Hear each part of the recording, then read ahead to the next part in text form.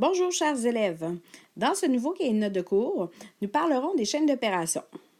C'est un sujet que vous connaissez déjà en partie, mais en même temps, nous allons travailler avec les opérations que nous avons vues au secondaire, c'est-à-dire les additions, soustractions, multiplications, divisions, exposants, sur les nombres entiers positifs et négatifs, sur les pourcentages ou les nombres décimaux et les fractions. Allons-y avec une courte mise en situation. J'ai un billet de 10 et 3 billets de 5 Lorsque nous écrivons cette séquence, ça donne 10 plus 3 fois 5 On vous demande combien ai-je d'argent. Je vous laisse un petit peu de temps pour effectuer le calcul mentalement. J'ai réécrit la chaîne et si j'effectue les opérations de gauche à droite, je dois faire 10 plus 3, 13.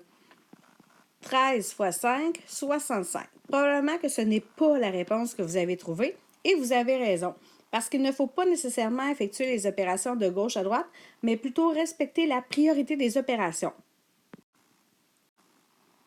Il faut plutôt effectuer la multiplication d'abord, ce qui donne 10 plus 15, qui est le résultat de 3 fois 5, et ensuite 10 plus 15 nous donne 25 ce qui est la bonne réponse. Dans la bonne procédure qui était en vert, j'ai appliqué la priorité des opérations, que je nommerai PEMDAS. C'est dans la prochaine capsule que j'expliquerai plus exactement de quoi il s'agit, puis que vous aurez à commencer les chaînes d'opérations.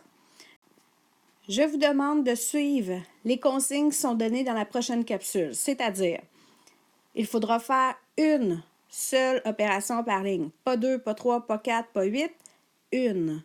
Je vais être très sévère là-dessus. Donc, vous aurez à identifier l'opération à faire en priorité, en la soulignant avec la règle, puis en effectuant l'opération en trouvant le résultat à la ligne suivante. Chacune des lignes devra commencer par le symbole d'égalité et ainsi de suite, jusqu'à la réponse. Au prochain cours, je vérifierai chacun des cahiers pour m'assurer que vous avez rempli chacune des consignes que je viens de donner. Bon cours!